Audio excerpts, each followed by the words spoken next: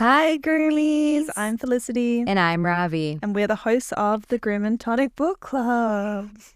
We're a book club for people who love to read thrillers, but hate leaving the house. Today we're chatting about The Perfect Child by Lucinda Berry. So if you haven't read the book, consider this your polite warning. There will be spoilers. And we may joke about the dark stuff because laughter is cheaper than therapy. But yes, we take these themes very seriously.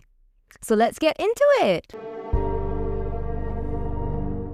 What are we drinking today, Ravi? All right, so we are drinking gin Capri. It's a Mediterranean gin. It's the most beautiful bottle I've ever seen. Have you ever seen? Ever seen. Wow. Says a lot. You see, I pick my wine and a lot of my alcohol by just how the bottle looks. Yeah, same. I think I did well. How does it taste? It's pretty good. Yeah, pretty good. Yeah. Your taste buds are a bit they're chocolatey. I've had some cookies. You had some cookies, some cake, Mm-hmm. some other. I just fed her. Ravi fed me. So what's going on with you? Nothing. What's going on with you? So I just turned 30. Birthday girl. So I turned 30 on Friday. What a milestone. It is a big milestone. I went back to Singapore. Now, everyone must think that I'm some kind of high flyer. I assure you, I am not. You went on Scoot? Yeah, I went on Scoot. Economy. We didn't even buy food on the plane on the way there. No, my sister gave birth to my nephew. And I went to see him, and it just happened to fall in line with my birthday because the ticket prices were cheap. So yeah, that was the whole reason. And my God, he's adorable. Yeah, how is auntie life? Oh, it's great. Yeah, I was just getting all the cuddles. And then when he needed to cry, needed to soothe, and I couldn't do it, I'll just like throw him back to my sister. I didn't do any diaper change. It was amazing. And just such a the cutie. good stuff. Oh, it's just the good stuff. Yeah. And the best part was I told everyone, like my family and my brother-in-law's family, that guys, we're going to be here just for a week. So I am getting all the cuddles in this week. That's fair. That's fair enough. And we went to a live podcast show. Yeah, we did. We went to go and see the All Killer, No Filler live podcast show, which is a podcast that Ravi listens to religiously, and I've dabbled in. It's a podcast that goes in. They tell a story of a serial killer, or bad guy, or yeah, lady. It's a serial killer themed podcast, Mm-hmm. and both of them are comedians by profession. And much funnier than us. A lot funnier than us. Well, that's not what our podcast is we're about. not here to entertain. We're here to entertain. We're not trying to be funny. We just are. No, I love Rachel and Kiri. I've been following them for years now. And have they ever done a story of a child murderer? If there was a child serial, so I am like almost up to date. So I'm like in October 24th recording, so I'm not fully up to date yet. But so far, no child serial killer that they have covered. There are not many child serial killers. There are child killers, not child serial killers. But I love them. I think they're hilarious. Yeah, it must be hard for a kid to be a serial get killer. That much time out of the house. Yeah. Plus the strength needed to kill and dispose, and also everything that goes into it. The logistics. Yeah, the logistics of it. Children are a bit harder because they're not as they can't drive. Developed. Yeah. People really got to come to them. Yeah, and if they want to bury the body, they would need a lot of strength.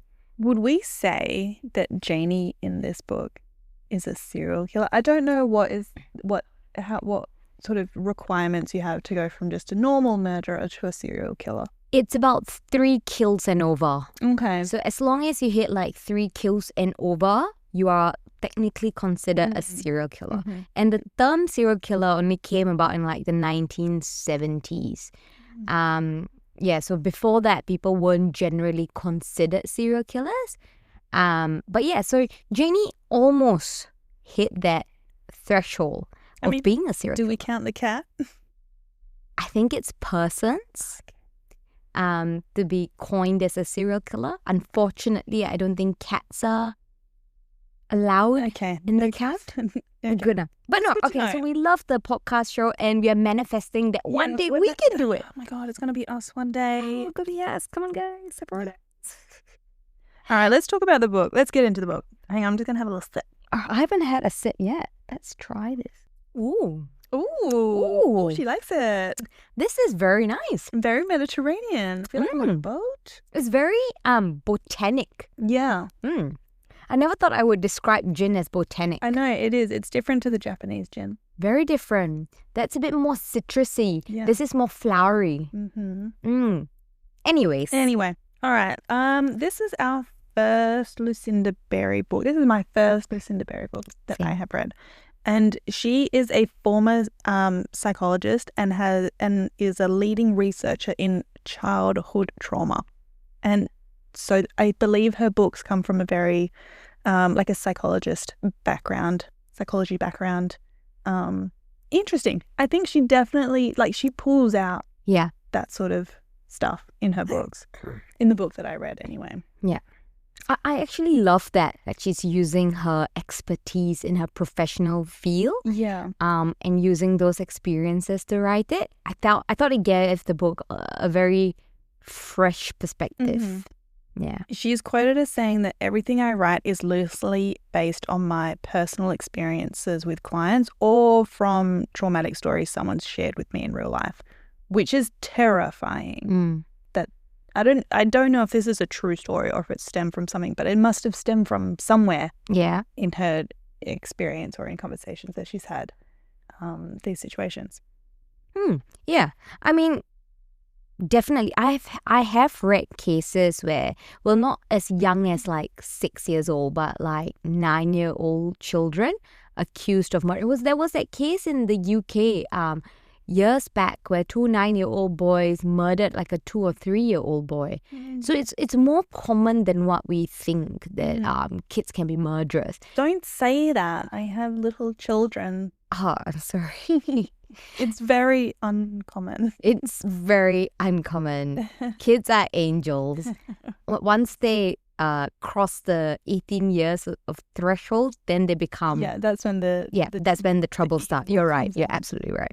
So another book that she's written that I am interested in is called Saving Noah, and that one's about a student who admits to molesting young girls and is sentenced to 18 months in a juvenile sexual rehabilitation center. And when he's released, his mum refuses to give up on him, but his dad doesn't want anything to do with him. So I think that would be quite interesting to read as well. That is. That's actually quite interesting. And I've also seen other books of hers that I'm actually quite interested in reading. Yeah. So she might be another author that we do a second book on. Yeah. I like it. I like it. Do you want me to do a recap of this book? Do it. I love your recap. I love it. All right, I'm going to recap the book. So this book has 3 perspectives. Firstly, we have Piper. She's a social worker and she's discussing the case with the police. And then we have Hannah and Christopher, who are our main characters, and their timeline is set a bit in the past. So Piper is now in sort of current times talking to a police officer about a case. And then we've got Hannah and Christopher in the past. Hannah and Christopher, they're a lovely couple in their early 40s. She's a nurse and he is a doctor. And unfortunately, they have been unable to have children on their own. One night, Hannah is working in the ER when a little girl, Janie, is brought in and she is a fucking mess. She is found covered in blood. She's got old wounds, signs of neglect. She is like a 6-year-old girl in a 3-year-old girl's body. Apparently, she's teeny tiny, really frail, really weak, and she's just got lots of physical signs of abuse on her. She comes in in the nude, covered in blood, screaming her head off. Yeah, with a diaper? Was it diaper? Yeah, with a diaper on. A nappy. She's wearing a nappy. Christopher is a doctor. I think he's a pediatric bone doctor. Bone doctor, not pediatrics, isn't he? I thought he just isn't pediatrics kids. Yeah, I thought he was specialized in orthopedic. He's just orthopedic. Okay. Orthopedic surgeon. He's an orthopedic surgeon and he operates on her arm and he forms an immediate bond with this girl. He goes in and she is latched onto him. And she's batshit crazy, but she does seem to like him. Yeah? Yeah, she's very fond of him. She likes men. Yeah, she likes men. She stays in hospital for a few weeks recovering from her surgery while they search for her parents. And that's when we find out that Mum is a trailer trash hoe bag. Like, they think so little of her based on where she lives. They're like, she's a meth head, she's a trailer trash. And also she's dead. And then we have Granny, who's in prison, and she was rogue. And I love the Granny though. She was so cool. Granny was rogue. And then there's no signs of a father, so there was no father on the birth certificate. We don't know about Dad, hence the hoe bag. The Granny at one point was like, she'd just open her legs up to everyone. Could be anyone. As any good doctor would do, Christopher and Hannah adopt Janie just straight away, just instantly. They're like, no trial period, straight to adoption. This is our child now. And she's absolutely mental. Like, first night home, she's got a 2-hour-long tantrum. They, when they tried to send her to school, she like flung poop all over the walls. She was hard work kind of kid. And she would watch them sleep. Oh my God, she would watch them sleep. Really creepy kid. Creepy. And she just had a lot of issues. She was really hard work for Hannah, who was home. And she also treated Hannah very differently to how she treated Christopher. So with Hannah, she was like super terrible. She was nasty. She was manipulative and ignored her. And then Christopher, she was such a sweet little angel delight, which caused some issues with their marriage. But they were dead set on helping her because of her past and her situation that her mum was no longer around. And then Hannah miraculously, if not poorly timed, falls pregnant. And that triggers Janie to go full-blown sociopath. And she starts hurting kids just to see them cry. She took a bite out of her mum's boob. Oh my God. The worst of all, she killed the cat. She straight up killed the cat just to be like, now you can't threaten to take the cat. I don't give a crap about this cat. This fucking child. I would never say that. Like, you do I have a soft spot for kids? But this I do. But this fucking kid, man. Yeah, this kid.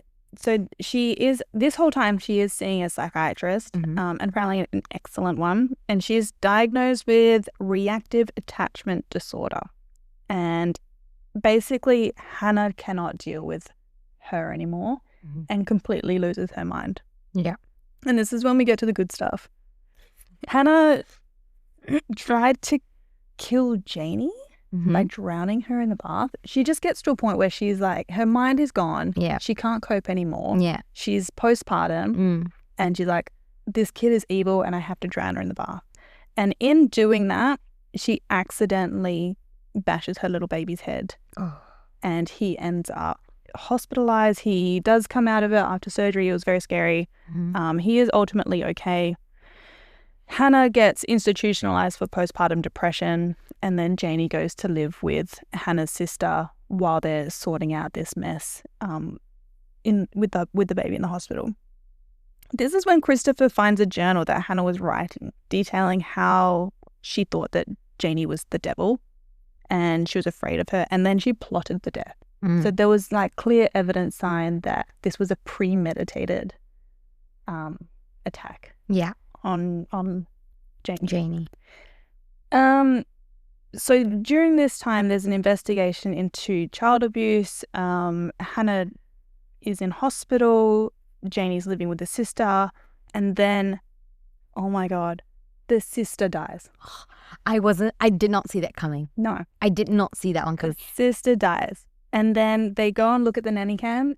It's straight up Janie pushed her down the stairs. Yeah, like that's it, sister over. So in the end, it turns out that our little 6-year-old Janie in a 3-year-old body killed her mum, killed the cat, killed Auntie / Hannah's sister. Hannah's in the hospital. She's now a convicted child abuser, and I don't know how that works with her having a little baby. The social worker and Christopher find themselves in legal troubles over who is to blame for Hannah's sister's death, and basically everyone is completely fucked. Or dead. Or dead. Yeah, fucked or dead. And that's the end. That's the whole book. What a journey. Yeah. What a journey this book was. I absolutely loved it. Oh, good. Let's talk about characters. Let's talk about Janie. What do you think of Janie? Oh, Janie. This kid gave me so much of anxiety, I can't even. I didn't know what to do with her. Right? It's like, okay, I know you're like, at the beginning you're like, okay, this poor kid, I don't know what kind of trauma you've gone through. My heart is out, it goes out for you. Mm-hmm. And then when Christopher and Hannah wanted to adopt this child, I was just like, first question would be like, they wouldn't have done it if they already had a kid. They wouldn't be as sentimental towards Janie if they had children of their own. last hope. This was their last hope. Yeah, they were unsuccessful falling pregnant. They had tried the adoption route, which was really, really challenging and didn't seem like a viable option either. This was their last hope. Their last resort. Having a family. Yeah. And then she started having these tantrums, right? Wild one, bashing her head against the wooden floor, trying to, I don't know, get attention. And then you're like, okay, this child is really disturbed. I hope she can get better. And then you realize that, hold on a second, this fucking 6-year-old child is manipulative and controlling. Yeah. And in my mind, when those parts started coming about, I could not fathom how a 6-year-old can be that manipulative. It feels like it was not even like a choice of hers. It was just like a natural instinct on how to behave, like trying to separate Hannah and Christopher and pit them against each other. Like, did she even know what she was doing, or was she just reacting? I don't know enough about a child's psyche. Yeah, no, I don't know. But it seems odd because she was raised in a really abused household. So it was just Becky and Hannah, and her grandmother said that since she was a baby, she was really difficult, absolutely difficult to deal with. And the granny at one point was like, I reserve the right to smack her around like how I reserve the right to smack my own kids around. And I'm like, all right. Get out of here, granny. Pipe down. Go back to jail. But then she was just like, ever since she was a kid, the grandmother, ever since she was a baby, the grandmother didn't know what to do with her. And then Becky came back, was sober. And then she tried to get Janie, but Janie was so difficult to deal with that she had to resort to tying her up, taking the food. Well, that's just what we see from the videos, right? I forgot where I was going with this. Where was I going with this? Do we think that Janie was just born this way? Was she born evil? She seems to have had those tendencies from a baby, but then can a baby be evil? Yes. Yes? Yes. A sweet little baby, 1-year-old, your nephew, crying down the house. Is he evil? Or is he just a baby? No, my nephew's just a baby. He's just a secret baby. He's just a little baby. What? Yeah. Was she born this way? Was she made this way? I don't know if she was raised in the best environment with jailhouse granny and meth addict mummy. Yeah. If she had been born into or raised in a different house, would she be different? I don't think so, because she had ample opportunities. She was given the life she wanted, right? She was 6 though.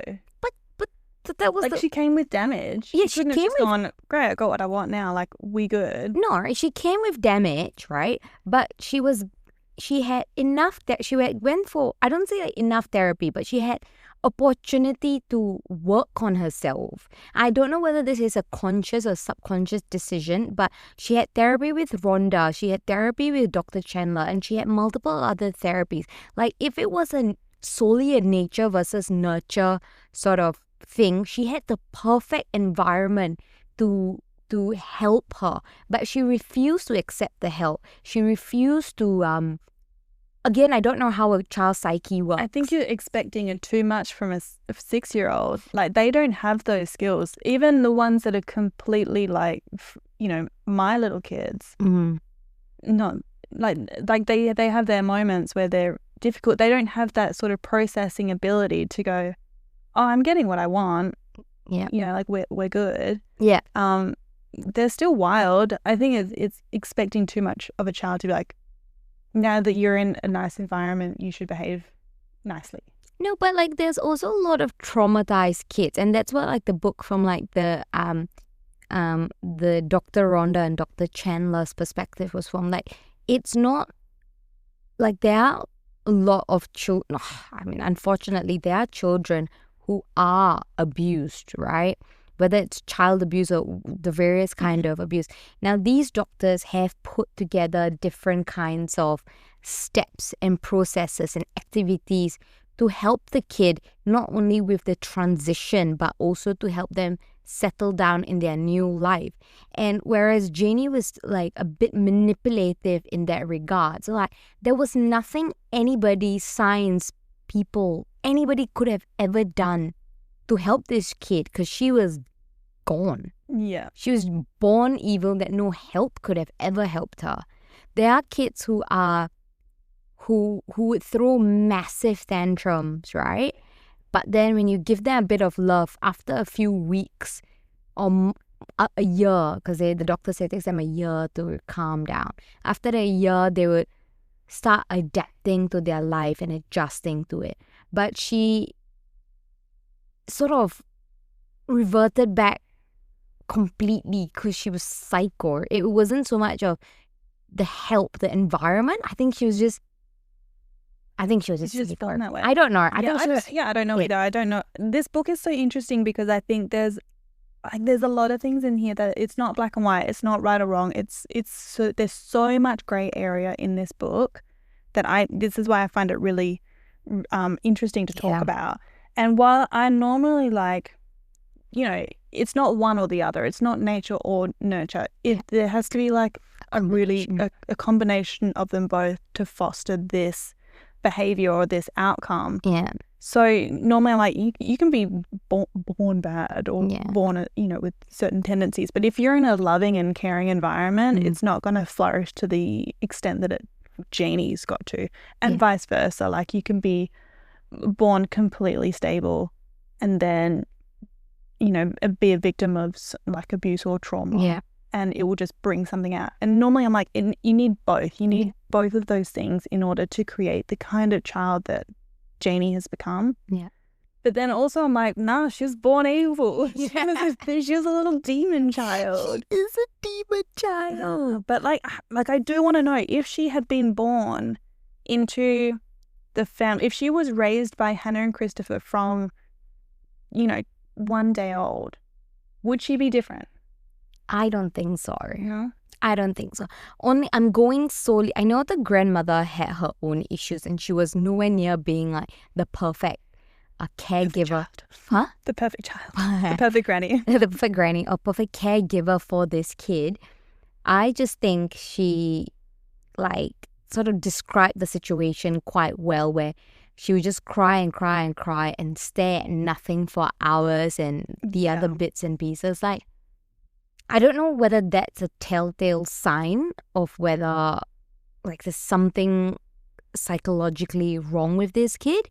And I think the only difference would have made is that if she was in an environment, if she was given to Christopher and Hannah as a baby, and from her being a baby they had put her in therapy, then she might have had a chance, because then she might have had the opportunity to learn the mechanisms of how to deal with her issues. But she was too far gone. She was born evil.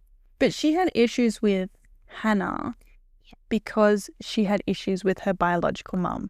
Yes. So if she had been born into a family where she didn't have issues with her mum, I wonder, do you see what I'm saying here? Yeah. Maybe she would have a more normal relationship with Hannah. Yeah. But I feel like these kind of kids need an excuse. She'd find a way to be evil. She'll find a way to be evil. Like, she had an issue with her biological mom, so she saw Hannah as mummy. No reason to kill your pet. No reason to pinch her friend. No reason to push a child off a slide and like even poke her cat just to see blood coming out of. I don't understand that. We'll get into the nitty gritty of it all. Well, there we go. Born mad. Nothing we could have done. Can't change my mind. Born mad. Hannah, I felt really claustrophobic when I was reading in her perspective. I felt her impossible situation.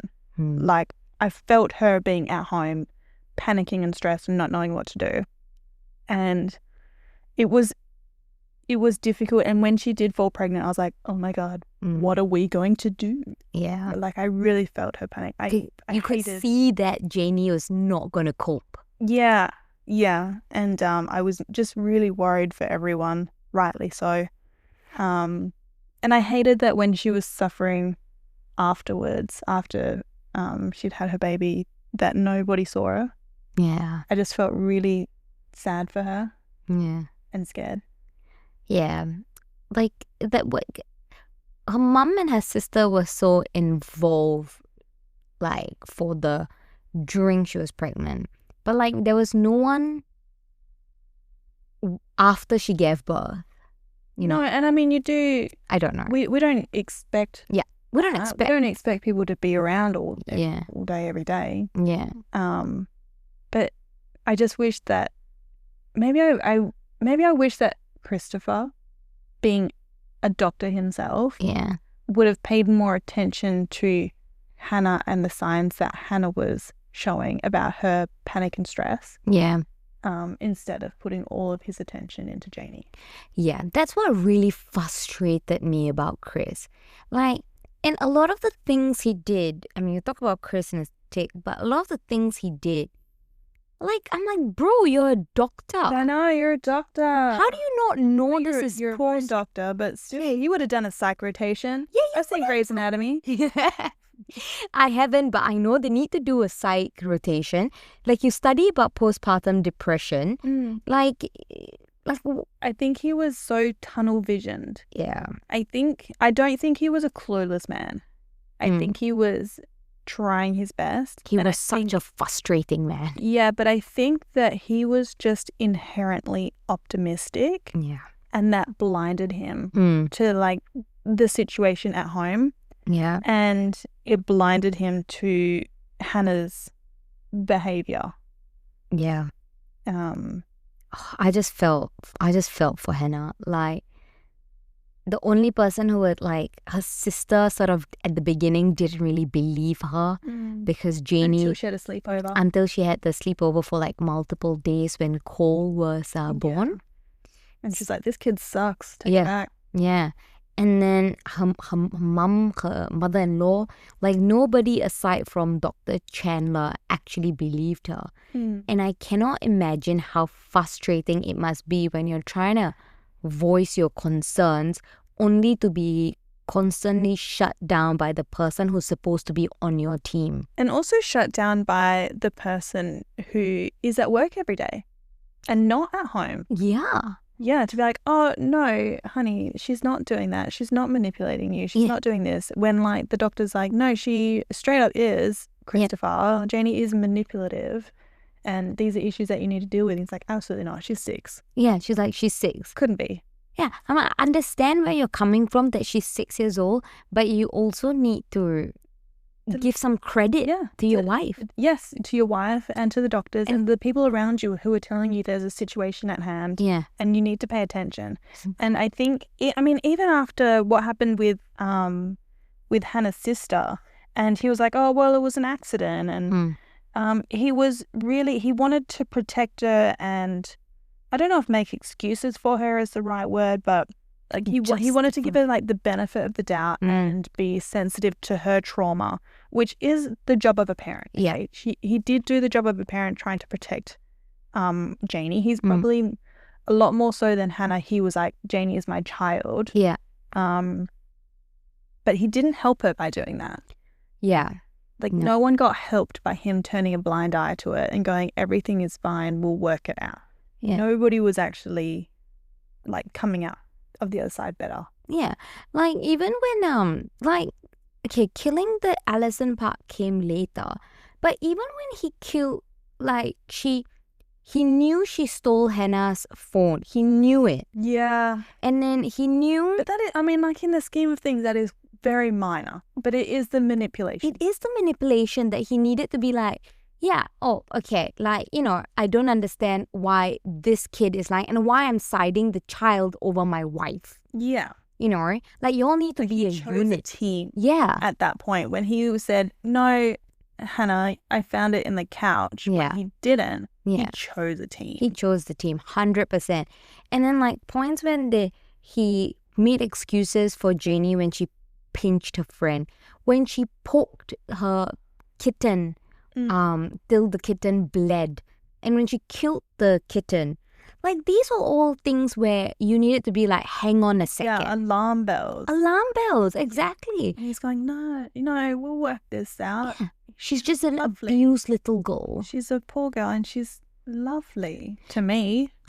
Yeah. Therefore, must be to everybody. Be to everyone. And then the point where I was just like so frustrated with him was that he wanted her to, like, after she killed the cat, Dr. Chandler was like, she needs to be put in a facility, right? Mm-hmm. And New Horizons was the facility that she ended up going in. And that was one of the facilities that was the top of the state, top of the country, whatever. And then he was like, I'm only going to give her the best because she's my child and she deserves the best, which is fine from a parent. But this kid needs help now. Mm-hmm. Get her somewhere where she can get the help. And then when a spot opens up, transfer her. You're not helping anyone, bro. That's how I felt. Yeah. Oh, it's just... So he was frustrating. I didn't think he was a bad guy. No. I didn't think he was even clueless. I think he was blind. He was like love blind. Yeah. I think they were so desperate for a child. Yeah. That he just had like these goggles on. Yeah. Rose-colored goggles on to goggles. anything and everything she did. Which is crazy because your kid is like, okay, they didn't know about killing the mum at that point, but taking her feces and like throwing it around, flunking it around, drawing patterns on the wall. This is a problem. And he's like, that's fine, just a kid. Nah, mate. Man, there's shit on the wall. Yeah, like, I understand this kid needs help, but there also needs to be some form of discipline at home. Yeah, I mean, and the discipline shouldn't have been lock her in a room all day. Yeah, but you need to find appropriate forms of discipline. Yeah, and I don't even know if it was discipline. It was help. She needed help. I'm scared to think if she could actually be helped. I don't think so. Okay, but yeah, I don't think so. I don't think this kid can ever be helped. Do you have any opinions on Piper, the social worker? I think our thought process is the same. When I was reading the book, I actually made a note. Does this woman love Christopher? She loved Christopher. She couldn't give a shit about Hannah. She put him on this pedestal. Mm-hmm. And he slapped his wife.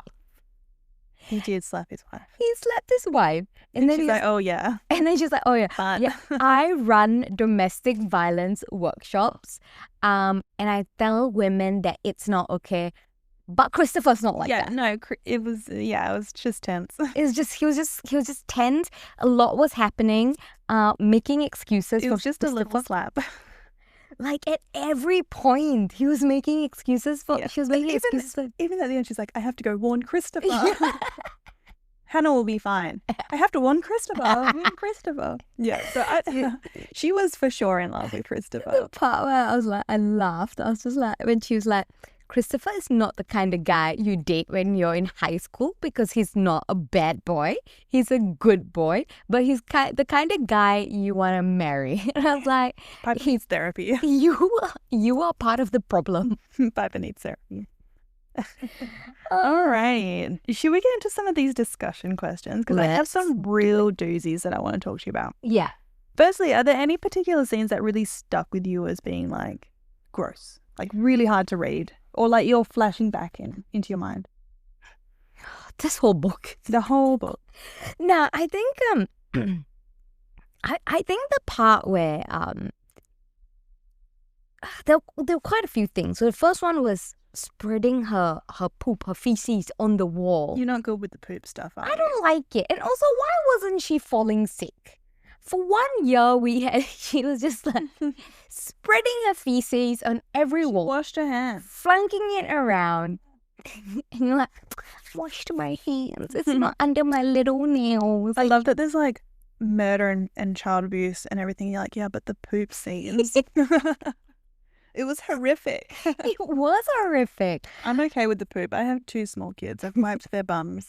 But they're not flunking it around and making drawings on the wall. No, that would be very gross. But you know, I have seen some. I've seen some things as well. Oh God, absolutely not. No, yeah, no. I think pushing her friend down the slide. Oh, I felt so sorry for that little girl and that girl's mom. Oh. And like when she was pinching Elodie and then they called the mom to explain that this is the kid who was abused. She's getting the help she needs. And the mom was like, okay, fine, I'll give her one more chance. 2 days later, this bitch just throws her down the stairs. The slide. And that's the end of that. Okay, like, nah, I just wanted to see her get hurt. Did they actually tell her mum? Yeah, because Chris called her. That's why they didn't expel her on the spot. Yeah, there was a bit of back and forth as to whether they should use her story to Hannah didn't agree with it. Christopher was like, yeah. But then they also didn't do any form of discipline to be like, Janie, don't do that. They were like, Janie, no, you can't hurt a child. I don't know. Anyway, you know what the scene that really stuck with me? Okay, first of all, killing the cat. Yeah. Where she just smushed it and its eyes popped out. Ugh, disgusting and psycho. And the other one that really got to me was when she like tore off her lip. Yeah. When she was chucking a tantrum so loud because Christopher wouldn't say goodnight and she was mad and so she like tore her face off. This kid. Yeah, that stuck with me. This kid. That was hard to read. I was like, what the hell? And I just bit her. You see, Even when it worked. She was speaking to Hannah after that. But do you see, like, as a 6-year-old child, if something hurts you, you stop because it's hurting you. I don't know. I don't have a cat. I don't have kids. What am I doing reading this book? But then she bit her lip. Like, any normal kid would be like, this is hurting me. I'm going to cry myself to sleep. I'll wail and scream and snot all over. But I'm not going to. I don't know how intentional it was. She was probably just mad and then acted on instinct. I don't think so. This kid stabbed her mother like 16 times. I don't think it was unintentional. And not like, so the reason this whole thing came up was because she was not talking to Hannah for weeks. Yeah. Oh my God, that was the other part that stuck. She should have just enjoyed that time. Yeah. That was just so sad. I think Hannah would have loved her so much, right? If she just gave her an opportunity. If she was, how do I say this without sounding like a complete asshole? I don't want to say a normal kid, but just a well-adjusted. I think that's the wrong choice of word as well. A loving child. No, like the willingness. Like the willingness to accept them as her parents. Like she was just only willing to accept Chris as her father. And she was like, fine, Hannah comes with this package, whatever. But the unwillingness to accept, that's what really bothered me. Like, just give these people genuinely want to love you. And they will love you as much as they love their own son. Yeah, I mean, that is adult reasoning though. And I have to come back to it. She is 6 and she's not a normal 6-year-old. She's a psychotic 6-year-old. Psychotic 6-year-old. She's a little Chucky. But she knew what she was doing when she wasn't talking to Hannah. She knew it would hurt her. Yeah, I know. She was right on the money. Yeah, the whole fucking triangulation thing. I mean, she wouldn't know the terminology for it, but she knew what she was doing. She knew what effect she wanted. Yeah. Who do you think failed Janie and her victims? Like, is the system so challenging that it is their fault? Is it the system's fault that Janie ended up like this? I think that's a hard one. Yeah. I feel for the Department of Child Services because they are overworked, understaffed, and there's only so much they can do with their time and their resources. Yeah, exactly. Yeah. And they can't be investigating every call. No, and I mean, there must be a reason for it, but you know, the time when Cole was in the hospital, there was the hospital social worker and there was Janie as like an external social worker. So there's two people on Piper, there was Piper on like Janie's side as well. Yeah. So there were two social workers working on that one case. I'm not saying that there's it's an inefficiency, but you know, like are they using their resources in the best possible way when we've got two people on one case? Yeah. I mean, maybe, I don't know. Maybe that's a way that they make sure that things are kept fair and I don't know. But yeah, I don't know how to fix this system. I feel for Janie's mum who called social services 7 times and didn't get a response. Like that has to be a systematic downfall, but then it is a resourcing situation. Yeah. Janie failed herself. I think it's Granny's fault. Yeah, whose fault? Granny. Why do you think it's Granny's fault? I don't know. She seemed like a bad egg. Oh, I don't know. I think it's hard. I think this book touches on so many different things that it's hard to try and pinpoint, because I don't really want to push the blame on anybody in this case. No. I agree Janie was just a child. And her mum, Becky, didn't have the resources to help her from an early age. Because I just don't know who is supposed to help her. But she tried to reach out, but then child services want to like, I can't take this phone call issue unless a kid is dying, then only we step in, not from a mum calling but a difficult child. I understand that perspective. Christopher and then they tried, what was his name? Greg wanted someone to blame. I understand where he's coming from. One thing. Who was Greg? Greg was Allison's husband. Oh. Greg was Allison's husband who wanted somebody to blame because he thought somebody deserved to be. Yeah, he might not be wrong. Punished, which again I agree with. Christopher, I agreed the least with him. So Christopher would have been right with a child that was not psychotic. Yeah. Yeah. You know, one of the things we the book dives into is about Greg suing Christopher. And is that something we're going to talk about? Yeah. Okay. Whether Christopher should be found legally liable for what happened to Allison. Do you think that Christopher is at fault here? You know, I was just kids. This another book that I was actually reading, The Murder Rule. So the only other book I read this month. It actually dives into this. So the way that these two books coincided was very interesting for me. So they talk about people like if you can foresee your actions leading to something that might happen criminally, you are then legally responsible for what happens. Okay, so if you don't prevent, if you see something and you don't prevent it, then you are allowing it to happen. Yeah, you're allowing it to happen. And in America, in certain states, you can be punishable by death or have lifelong or stay in prison for the entirety of your life or without parole. in those instances. Okay. When I read the book Murder Rule, I was just like, damn, that is harsh. But then one of the things that they sort of spoke about was, if you give a gun to your mate, because in America it's legal, give your mate a gun and you know that he is going to use it in a burglary, you are just as responsible because you could have prevented it. Whether or not he ends up killing someone is a separate issue, right?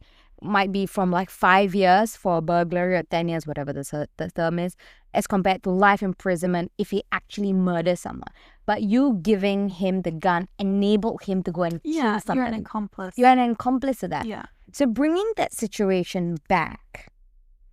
I mean, I don't think Christopher should have known that something was going to happen. He should have been forthcoming with information with Alison and Greg and let them make the decisions. But he was also so blind to it that he didn't register in his head. He didn't see that this was going to happen. I think that he truly went in going, I can't believe, no, oh my God. So people, I mean, he's not going to believe that she could be a 6-year-old murderer. Okay? Yeah. Like, that's not someone's natural thought process. But I think he was so optimistic and blind that I don't think he thought that he was enabling something to happen. So you don't think Christopher should be legally liable? No, I think that he should be. Okay. But I don't think it was something that crossed his mind. Yeah. You know, would he only be legally liable if he thought that this was going to happen? If he could reasonably foresee this could potentially happen. And whether he could or couldn't, I don't think he did reasonably foresee that something bad could have happened. I think he should have, but again, I agree that he has... The blinkers on with so thick. Yeah. That he should have, but he wouldn't have. He wouldn't have. Yeah. Yeah. I don't want Chris to be held responsible for the death of Alison, but I think he also failed a little bit. Like... A lot of it.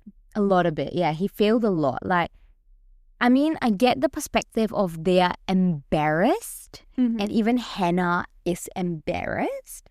Like, I understand that because I'm the sort of person who, very similar, like, I cannot stand being embarrassed in front of whoever. Like, if it's my own, like if what I foresee might be my failure or my shortcoming and that might embarrass me, I would hold on to it. Too much shame in that. So I understand that. But again, he needed to team up with his wife. And if she thought Janie was a danger to all of them, and especially Cole, then Janie was a danger to Alison and her boys and Greg, you know? So I think he should have, even though I don't want him to be. Yeah. Does that make sense? Yeah, I do. I also think that he should be legally liable for what happened to Alison. But if that was contingent on him foreseeing a situation, even though he should have been able to see this coming, he had his blinkers on. He didn't. He thought she was just lovely. But then I think Hannah was too far gone to even warn her sister about it. Yeah. Because she was so, like, her postpartum depression was quite severe. Practically comatose. Yeah. Do you think that Hannah's final decision to relinquish her parental rights was justified? Very hard topic to discuss because we're talking about an adopted child. My gut instinct is like definitely Same. justified. Same. Yeah. But yes. Say more. I have a follow-up question. Would you feel differently if she was Hannah's biological child. That's I exactly. do. Yeah. I do feel differently. I'm like, yes, you can like relinquish parental rights for a 6-year-old child that you've been adopted parent of for a year that's like Mad. batshit crazy. But no, absolutely not. You couldn't do that if that was your biological child. Even though I know that makes no sense. I know that like in the scheme of things, like that doesn't make sense. Yeah. But that is how I feel, right or wrong. Same. That's exactly how I feel. Like, I don't know how to say this without sounding like a complete asshole. I know. Yeah, you didn't fuck up this child. Yeah. So it's not your responsibility. She killed your sister. Yeah. Like, you don't have to be her parent anymore. Yeah. But if she wasn't this dangerous killer child and she was lovely, I wouldn't be like, yeah, you can just give up your parental rights at any point. Yeah. Good or bad. You know, oh, she's, you know, being particularly difficult today. Yeah. Not eating her peas. Yeah, give up your parental rights. Like, move on. I would be like, no, you can't do that. Yeah. So I don't know what the line is. I'm just going on just vibe. Yeah, I feel exactly the same. Like halfway through the book, I was just like, leave this kid somewhere. Come on. Just dump her. Just dump her somewhere. No, I was just like, give this child. No. I know, it's so complicated. It's so complicated because that's what I would want to do. yeah. I'm like, Hannah, I understand. I would want to get rid of this kid. This is not your kid. This is not the situation that you signed up for. Yeah. But if she wasn't, you know, full-blown psycho, I'd be like, no, absolutely. You can not just like decide to stop being the parent of a child that you've adopted. It's not like, it's your... You have all the same rights and responsibilities as a biological parent now. Yeah. Unless that kid turns out to be a killer, in which case you can fuck her off.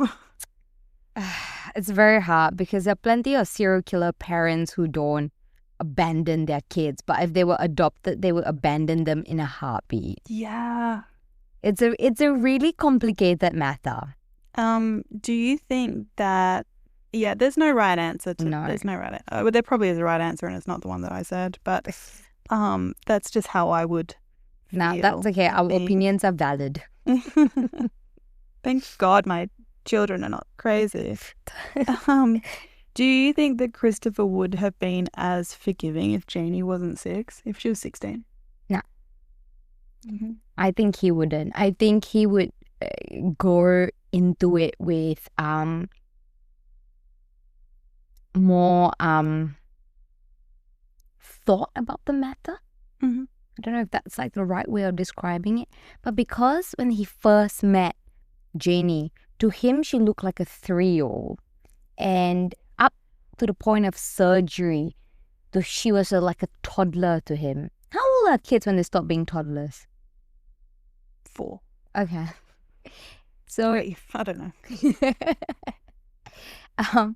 So she was a toddler to him, and then after that, they found out that she's 6-year-old, but he couldn't like separate let it. go. Yeah, he couldn't. The little baby girl. Little baby girl who needed help, who was abused, who was in a nappy, who needed help, and she needed big Dr. Chris to come in and save her. If it had been a 16-year-old kid, him entering the situation would have been different because he'd be like, oh, I need to parent a teenager. I'm not parenting a child. And he would have different expectations of behavior. Maybe. Yeah. And if when Hannah told her about this is what this kid is doing, this is what the kid's doing, it'd be very different. And she couldn't, and a 16-year-old wouldn't run, be like, Daddy, carry me. Yeah.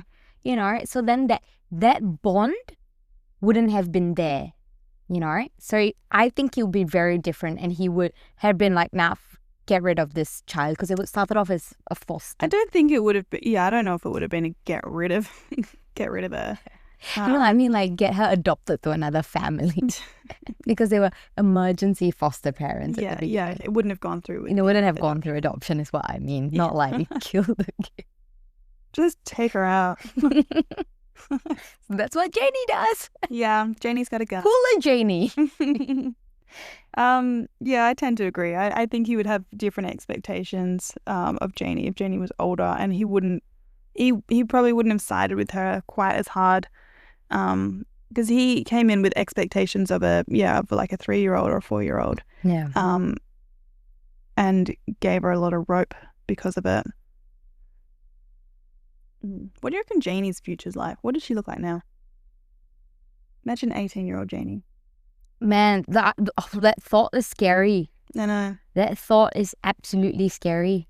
Did you know that there is a follow-up short story? I'm gonna read this. Me too. I'm gonna so read I need it. to know what Janie's up to. I love it when books have, and particularly this one, because I didn't particularly love the ending of it. I think it was a fantastic book. Just the ending to me was slightly abrupt. But I love it when like authors do like a follow-up book, like a sequel of some sort, or Just a short tie it up. story, Yeah, or just just tie it all flash up. of the future. Yeah, like Chris is in prison and I think this one, I haven't read it, but I'm going to. yeah. It's a set 11 years in the future when Janie is 18 and she's fresh out of juvie and she's apparently reformed. I don't believe that for a second. Oh, there you go. I think these kind of people are just a lot better at hiding She's really good at masking. and masking, yeah. Until the poo-poo comes out. Let's hope she doesn't do that anymore. I think she probably realized very quickly as she grew older that those tactics wouldn't have worked. So then she would have to learn and form new forms of manipulation, which is what her challenge would have been. Do you know what I'm curious to see in this follow-up short story is the relationship between Christopher and Hannah? Because I'm guessing that Christopher is still like a parent. He didn't relinquish his parental rights, only Hannah. No. Hannah was going to, she hadn't gone through with it yet. Because she was like, it's going to be a big fight. I'm not mentally prepared for it. Yeah, fair enough. Fair enough, yeah. Yeah, I'm curious to see what their marriage looks like. Because I believe they are still married. Are they? I think so. Oh, very. Or Piper's married to him, I don't know. I have no idea, but if I were to guess, Christopher's in prison or just came out of prison. And then now Janie wants revenge. Well, this is 11 years. So he's gone, if he's just come out of prison, he went to prison for a really long time. Well, someone did die. Yeah, okay. TBD. We don't know. I'm just out. guessing. We'll find out. Yeah. My last thing that I really want to talk about, and this is another high-risk conversation. Yeah. Is how I'll say it. I want to talk about when Christopher hits Hannah. And yeah, let's get into that. So he because I don't want to do a Piper and be like, well, it could have been worse. But I feel like there was a lot of hostility towards Christopher when he hit Hannah. Rightly so. Can't do that. That's a bad guy move. And then a lot of empathy, I think, towards Hannah when she was trying to kill Janie. Like there was like, I get it, Hannah. Like that girl is dangerous. You should kill. Like that's fine, Hannah. We feel sorry for you. But Christopher is like, whoa. And I just wonder if there's a bit of a double standard By the police. Well, not even, but like by the audience. I think Christopher's like instant bad guy, but Hannah we're more forgiving of. Yeah, okay. Even though in the greater scheme of things, Hannah trying to kill a child is by far much worse. I don't want to say worse, but it is. She tried to kill a child. Almost killed another child. Yeah. Christopher was like stressed and panicked and hit Hannah. Both really bad things. Like I want to say that both really bad things. Yeah. But I want to know why do we feel more forgiving of Hannah than we do of Christopher? Because they were in the same household. They got different experiences, but they were in the same household. I think it's not so much of what Hannah did, but who Hannah did it to that the audience is more forgiving of. So we might want to kill Janie. We want to kill. I wouldn't say necessarily, I wouldn't want to kill Janie, but I would be more understanding of why Hannah wanted to kill Janie. Keep in mind at this point, we didn't know that Janie had killed her mum. Yes. Janie had not yet killed Alison. yet killed Alison. All we know is that she was deranged. She was hard work. She was like Hannah felt that she was A danger. a danger and she was evil, and she did kill the cat. Yeah. I mean, I'm just coming from a perspective of I don't agree with Hannah, but I'm still more understanding of it because she genuinely thought Cole was in danger. I thought Cole was in danger. I thought the police were there talking to Piper because Cole had died. And I think that's where they sort of led the audience to think. So in my mind, In reality, Hannah was the danger. in reality, Hannah was a danger, but it's not right. I'm acutely aware it's not right. It was extremely premeditated. It was documented. It was thought about Yeah. for a significant amount of time. Yeah. Christopher's was Spur of the a moment. spur of the moment movement, and yet I am more forgiving of Hannah, and Yeah. I feel I don't know if that's a double standard in me. I don't know if that's reasonable. But also, we have to take in consideration that Hannah was not of the right mind. But neither was Christopher. But he was not like going through a severe bout of depression. No, he wasn't. And But he was still in a highly stressful household with a very challenging child. Even though she wasn't challenging him, he was in a challenging situation. but Hannah, yeah, I don't want to sound like an asshole, but Hannah at that point was like, this child is evil. She's not our kid. He hit her. It wasn't like the way- I agree with her. it's not like, yeah, I mean, I agree with that. I don't think that's like justified enough. I don't want to sound so bad. No. It sounds so bad. But like Hannah was like documenting saying demons. And at a point in time when Yeah, she she separated lost the her mind. demon. Okay. All right. Alright. Challenge number 2. Challenge. Okay. Oh my God. This is just getting worse. So we forgive Hannah because she was going through postpartum depression. She was kind of experiencing trauma. She Yeah. was seeing things. Mhm. Wasn't Janie? Or was Janie in her right mind? Jenny was born mad. Like, Janie should have been able to control her emotions, but Hannah, we don't expect her to control her emotions. No, because I think Janie's behavior was prolonged manipulation. Mm-hmm. And she did things, at least from how we read it, as purposely that she did stuff. And when she killed Alison, she stood watching her body for 7 minutes. When she pinched her friend, poked Blue, all the things to see people get hurt. In my mind, what Hannah did was more so of a reactiveness because she was mad, plus she was genuinely afraid for the safety of her child, her biological child. But Janie was just psychotic, seeing people get hurt, and acted like that when she didn't get her way. I think it's too... But again, she was diagnosed by a psychiatrist as having reactive attachment disorder. She had mental health issues also, which did stem from trauma. I feel like her intentions and Hannah's intentions the same, but for some reason, one came from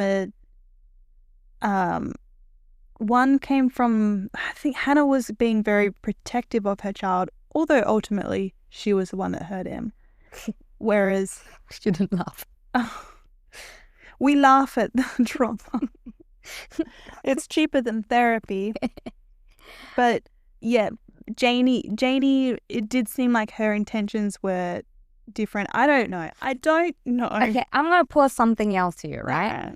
Now, Dr. Chandler only diagnosed Janie with reactive personality disorder or with reactive attachment disorder because she, along with everyone else, thought that she was abused, which I'm not saying that she wasn't. She was, but because they found old breaks, like from when she was very, very little. She used to bash her own head in. Yeah, I suppose that's what we're never going to know. So we're never going to know who did it to her. And I'm like, potentially she did it to herself. Yeah. And if Dr. Chandler knew all the facts, would she diagnose her with reactive attachment disorder, or would she just be like psychopath or sociopath? Yeah. You know, right?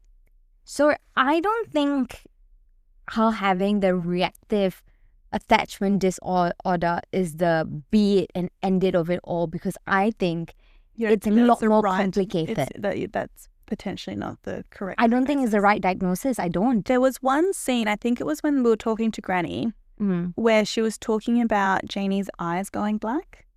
Yes. And I have seen stuff about that as that being a sociopathic tendency. Something that happens to sociopaths when they sort of just, their eyes go full black. Yeah. And I don't know how that looks. I need to Google this. Like from blue to black, bro. It doesn't make sense to me. I'm scared. Or maybe it's just like, not necessarily the color, but it's just the, I don't know, emotion behind it. I don't know. But that's when I was like, this kid ain't right. Yeah.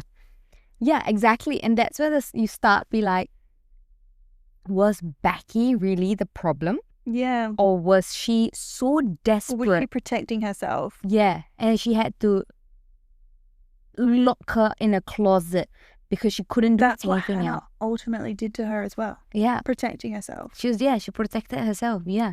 So this kid, born crazy, and which is why I think I'm more empathetic towards Hannah as compared to Chris slapping Hannah. Mm-hmm. But there's another part where Piper, classic, in love with that. But even though she tried to, I wouldn't say she justified, but she was like, oh, he's a good guy. There was a point when she was like, a woman can hit a man as much as she wants. No, she can't. And I was just like, absolutely not, Piper. That is not true. Let's just not hit each other. No, that's not right. A woman shouldn't be able to hit a man, and a man shouldn't hit a woman. Yeah. It works both ways. Yeah, I remember that. That really and I was just bothered me. Yeah, and I was just like, no, that's the real double standard. Yeah, the guy's just got to take it. Yeah, or a man can never hit her. No, I mean, he shouldn't react back, but that's not okay. It's not acceptable. Yeah, that is not acceptable behavior. Oh, I could honestly talk about this book so much. I love it. I absolutely love it. I feel like because the way that I feel and the way that I would explain it are quite contradictory. I love our conversations in this book. I love it. So what did you think was going to happen when you got to the midway point? Where did you see this book going? Okay, so I thought Janie would kill the Bauer baby. I thought same. Yeah, I thought the police were involved because a baby was murdered, and that's why they were interviewing the social worker. Mm-hmm. Janie blamed Hannah for the death of the baby, but then the cops realized who the real culprit was. So I think in my mind, it's like Hannah was arrested first for the death of the baby, and then slowly the story will unravel with that's not really Hannah. It was actually Janie who murdered the baby. Okay, so that would have been interesting. So that's where I was going with it. And then Janie was abused by her mother, but was also behind her mother's death. Was my spot on. So the abuse part's questionable. I mean, she was abused. We think. I mean, she was, but was it justified? No, I don't. That's the wrong word. No, was she protecting herself? She was protecting herself. But was she protecting herself, like feeding a dog? Okay, because she put a dog bowl in front of her. Oh my God. Yeah, I was quite on point with this one. Yeah, you were. Yeah, I read this on the plane yesterday. I hit the 50% mark. Please.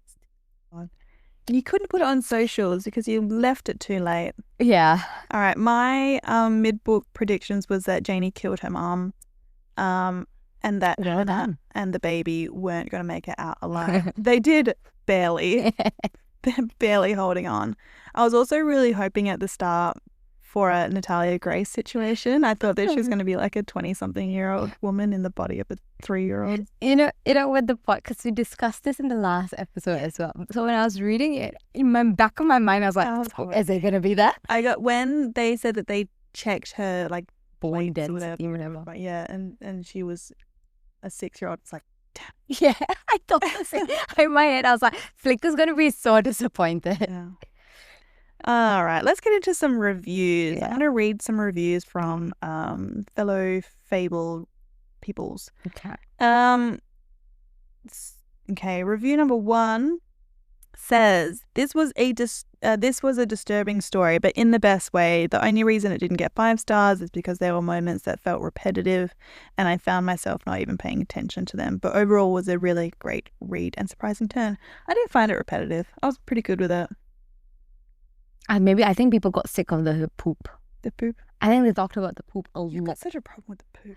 Bro, like, how did she not get sick? Like, she was throwing feces around and not once they were like, oh, she's not one bout of pink eye. Yeah. Right? Exactly. Thank you. All right, here's another review. Reading this book felt like sprinting face first into a brick wall. I was on the edge of my seat the entire time, and then it just ends, and that's 2.5 stars. I low-key agree with that. Yeah. I low-key agree with that. Yeah, I don't agree with the star rating. Yeah. It did just end. Yeah. Hopefully the follow-up book really gives us a little bit more. Yeah. The average Fable review is 4 stars, so it's pretty highly rated. People are really into this. Yeah, they did really like it. I feel like this is one of the darker books that we've read. Yeah. Like, it wasn't twisty. Nor. It was, to be frank, it was a real bummer. Like, there was no ups and downs. It was just down, down, down. Well, and there wasn't up. Hannah and Chris had baby Cole. Yeah. That wasn't up. I was so stressed that whole time. And these are the things that I was like, I hate about Then She Was Gone by Lisa Jewell. I was like, it was just a bummer. There was no twist. But I really liked this book. So yeah, there is no explanation. I think I really liked this book because I could talk about it for hours and I could like debate in my mind, like, why do I feel like this? This is how I feel, but why? And is that right? No, that's probably not right. And I really love having those conversations, even if it's just with myself. So I don't know what is my rating system. I honestly don't know. I don't know if I should even have one. I think I should just give like thumbs up, thumbs down. I just want a thumbs up. No, we're not going to change our entire rating. Just pass fail. No, how many stars would you give this one? I'm gonna go 4.5. I'm gonna go high. 4.5 stars. This is such a fun one. Yeah. I want to talk to a lot of people about it. Yeah. I actually can't wait like people to read this book, hear this podcast, and then like reach out and tell us a lot more about your thoughts. Yeah, I want to discuss this for like a week straight. Yeah. I think we could. Yeah, every time I see, when I see you tomorrow, let's chat more. Just constant, like it'll just never end, probably. I do think that this one probably fit the true definition of a psychological thriller the most out of all of our books.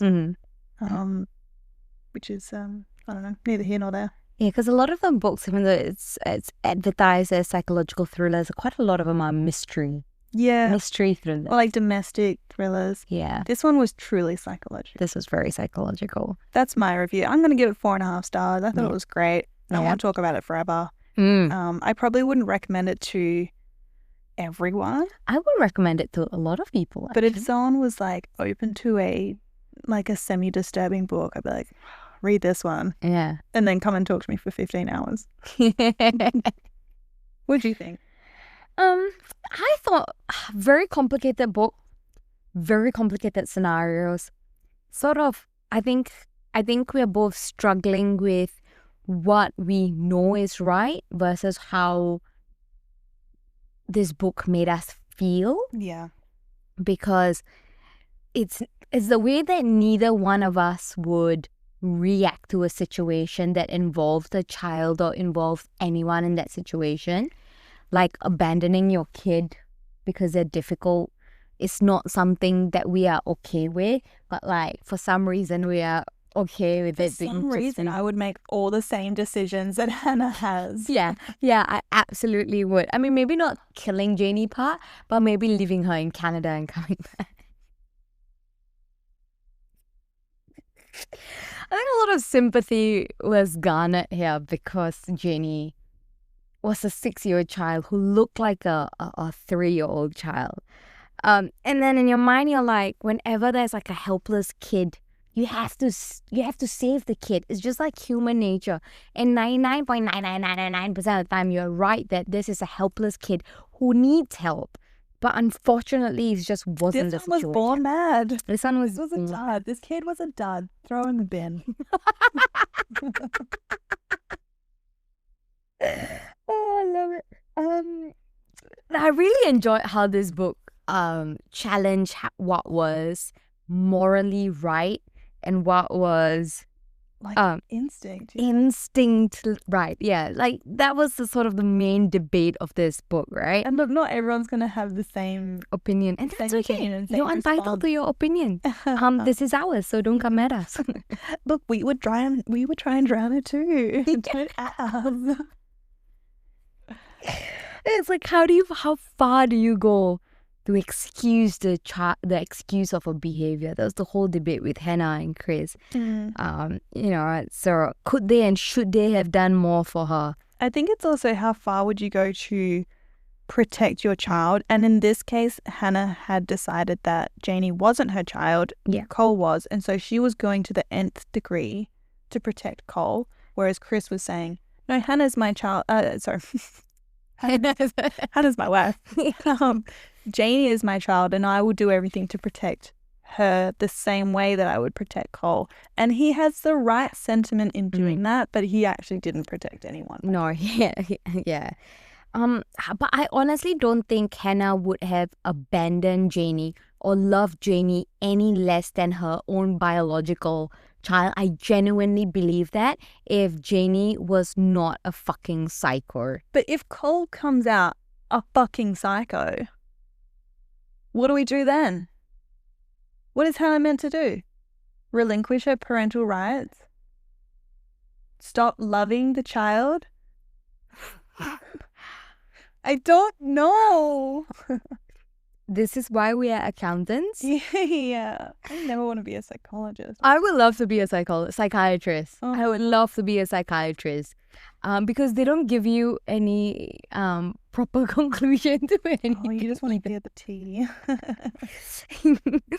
If it was flipped, say Janie's a beautiful, sweet little girl, then they have biological Cole.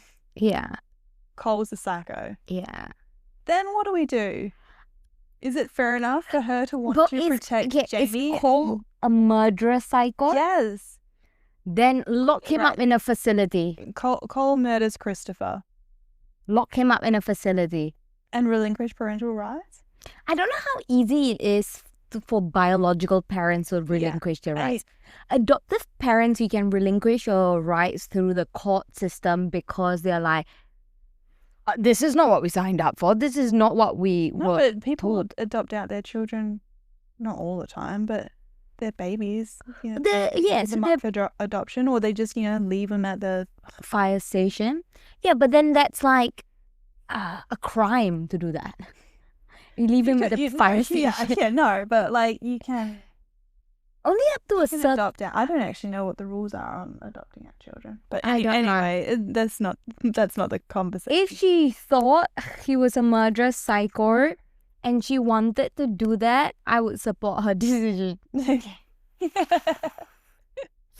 Only because I have to remain consistent. Oh, we're gonna come up with so many like what ifs. Yeah. After this book, this is crazy.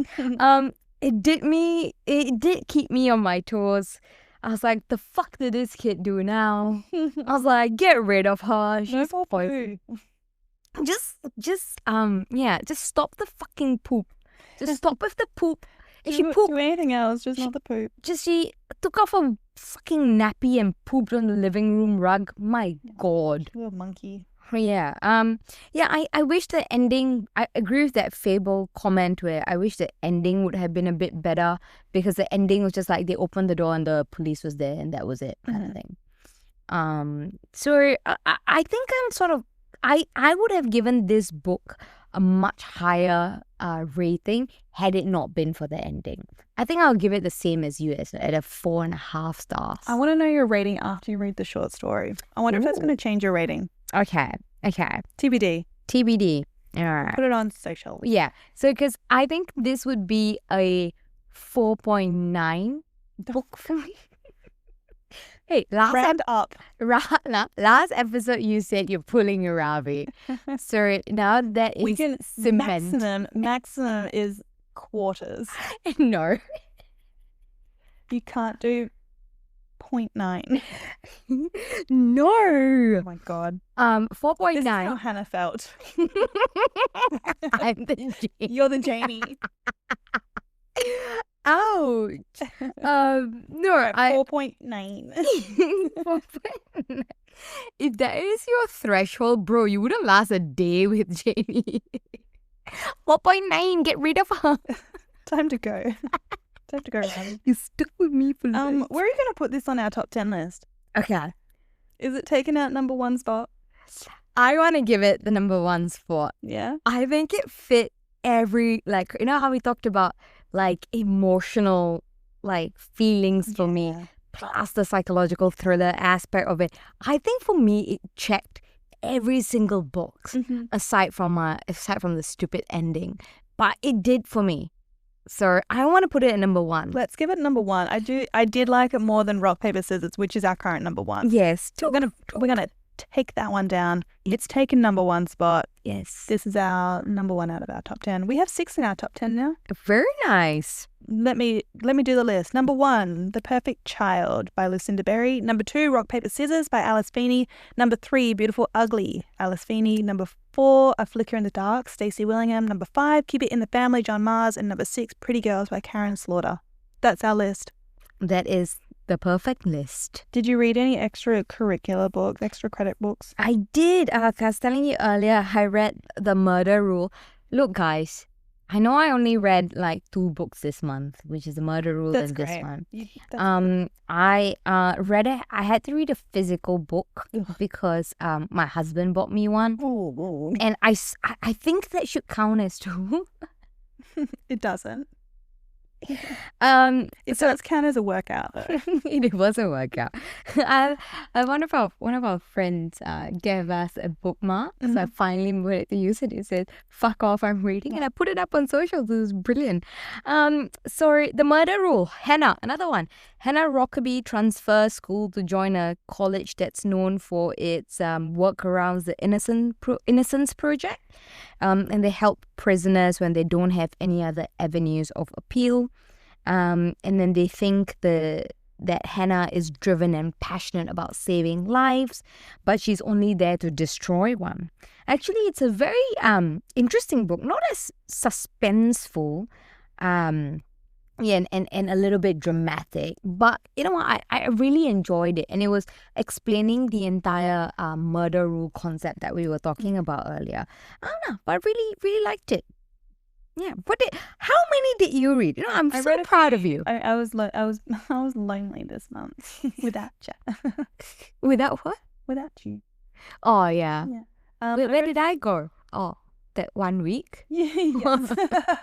Make it sound like I was away the whole month. I read the 4th and 5th installment of the Boys of Tommen series by Chloe Walsh. It's a 5-star series. It's so 5 stars. It's a 5-star series. It's so good. And this is the end of the series to date. So I almost ticked off the series on our bingo, but there's a 6th book coming out this month. I'm so happy. 6 books. Oh my God, that's a commitment and a half. Yeah, and they're really big books. They're like 600-700 pages. They're big books. I also read You Killed Me First by John Mars. It's very Desperate Housewives. It starts with three women who are being like just absolute assholes to each other. And then it ends with all their secrets coming out, a few murders. It kind of hints at some paranormal activity. It was very, what's that Riley Sager? The house across the lake. Yeah, there were talk of passengers. Like someone else's soul in your body. Okay. Yeah. I shouldn't say ha anymore. I'm a 30-year-old, pardon. But I think it was just mental illness. It was all right. I liked the second half of the book, but the first half, when it was just like women bitching about each other, I was like, we can move on from this. Would you recommend it? Because it was in my TBR list. Medium. All right. I'm going to read... okay, anyways. Yeah. I also started a book called The Last Party by A.R. Torr, but I didn't finish it. I put it down. My first did not finish for this year. It actually has really high... Your first did not finish with... There was something else. I'm certain you didn't. You started and you stopped. I did some last year, but I think this is... I don't know. I was like, I don't believe you. There's been a few did not finish, but I think most of them were last year. Anyway, it's got really high reviews. It's got like 4.5 star reviews. So it's a really well-loved book. I see it on socials a lot. And we've got two perspectives. We've got a convicted murderer who it's sort of hinting that maybe he was innocent, but he's still kind of like, oh, I should be here. Real grump. And then we've got a mother who is planning the murder of her 7-year-old daughter and her husband.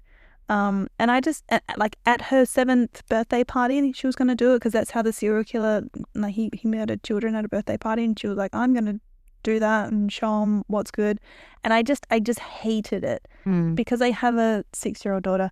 I was like, oh, you can't do that. And she seemed like a little sweet girl. She was not 6 yet. She's almost 6. I might try it again later, but I found it really difficult being in these two people's perspectives when they were so tapped. I have a question. Yeah. Was the kid in The Last Party Janie? No. Because I would understand. Well-adjusted child. She was a sweet child with a sweet dad. Why do you want to kill a kid? I don't know, and I don't want to find out.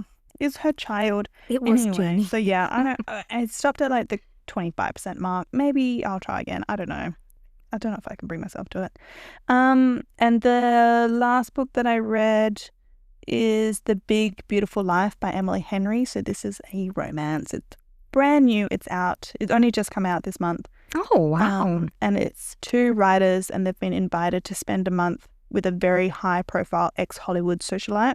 Mm-hmm. She's now in her late 80s, and she disappeared from the public eye a long time ago. Of the 2 writers, we've got a man and a woman. She is just like pure sunshine. She is so sweet, and he is a really hot grump. And they fall in love. And the ex-Hollywood socialite that they're sort of interviewing, she gives very Evelyn Hugo energy. Oh, I love that. Yeah, she's nice. She's fun. That was one of our very highly rated books. Yeah, 7 Husbands of Evelyn Hugo. 27 Dresses. So yeah, that's a sweet book. And I like all the people in it, which is we don't normally get from a thriller. Yeah. Sometimes I just need that kind of sweet romance. Yeah. I think I need a palate cleanser after this one because of how my moral compass was questioned in this book. Yeah. I think I need one before a proper thriller again. It does sort of shift your perspective of right and wrong when you're like, oh, yeah, is that all? Yeah, it's yeah, like you have a moral compass and you live by this moral compass, and it sort of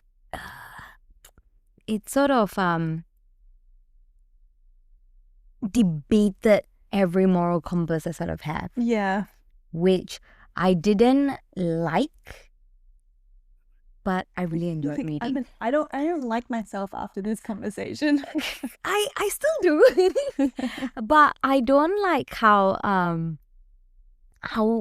so readily I am be like, get rid of this child. Yeah. I don't like that how I instantly went there. I know. You know, right? Yeah. She's a dud. That she's a dud. Get rid of her. Lock this kid up. Well, I said, okay, let me rephrase this. I don't think there's anything wrong with locking this kid up, but I think how I went about getting to that's where I am struggling a little bit. Okay. Lock this kid up. Our next book. We have a new book for the month of May. Whoop, whoop, whoop, whoop. So our 3 options were The Wife Upstairs by Rachel Hawkins, newly arrived in Birmingham, Alabama. Jane is a broke dog walker in the Thornfield Estates, a gated community full of McMansions and shiny SUVs and bored housewives. It's the kind of place that no one will notice if Jane... I don't know if I can do a Jane. Jane lifts the discarded tchotchkes. Tchotchkes? Why can't you do a Jane? Janie. Oh. So, okay, off the side tables of her rich-ass clients. And no one will think to ask Jane if Jane is her real name. Okay. And her luck changes when she meets Eddie Rochester. He's a recently widowed, mysterious resident of the Thornfield Estates. His wife, Bee, drowned in a boating accident with her best friend, and their bodies lost to the deep.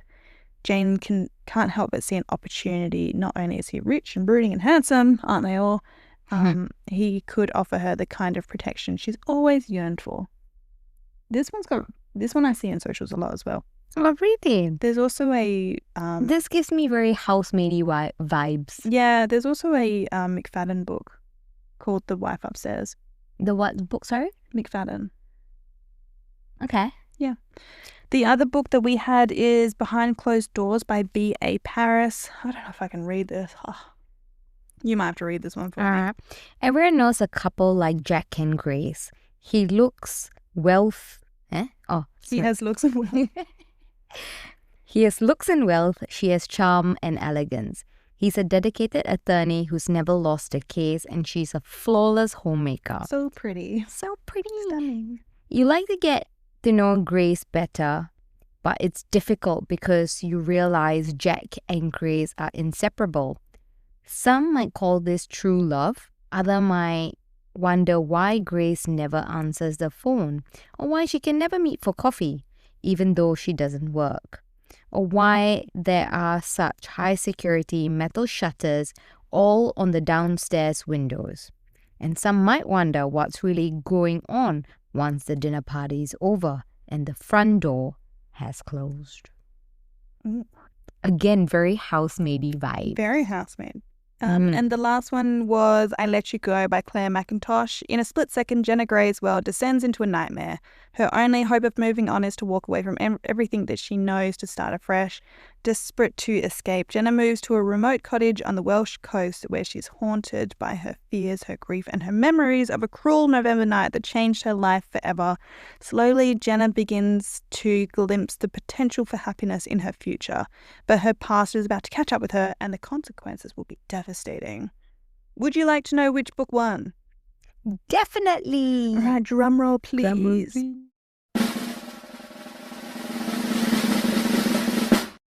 was The Wife Upstairs, Rachel Hawkins. I'm so excited for The Wife Upstairs. Are we going to do a, I hope it surprises you. I hope it's great. Are we going to do an extra credit episode this month? Sure. Which book do you want to do? Which book do you want to do? Have we read a lot more of the same books? We've done Strange Sally Diamond. We can do Strange Sally Diamond. Yeah. Yeah. I'll just need to read some of the books that you've already read so we can do more extra credit episodes. Yeah. I want you to read... you want to do that one instead? Then I'll read that. It's up to you. Depends how much time that you can really fit in. Okay, let's do Strange Sally Diamond. All right, Strange Sally Diamond. It is. And then in the next one, we can do The Family Upstairs. No. We used to live here. Yeah. All right. Okay, great.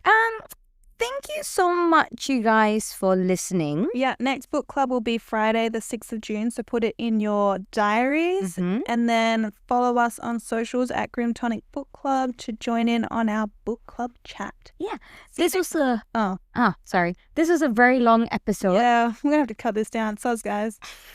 No, but it was a good episode. I think we should leave it. I know it's a long episode, but I think it's worth it. And we promise not to do this to you every month. Yeah. So thank you. We'll be talking about this book for the next 15 hours. Yes. Thank you so much for listening, you guys. See ya. Bye.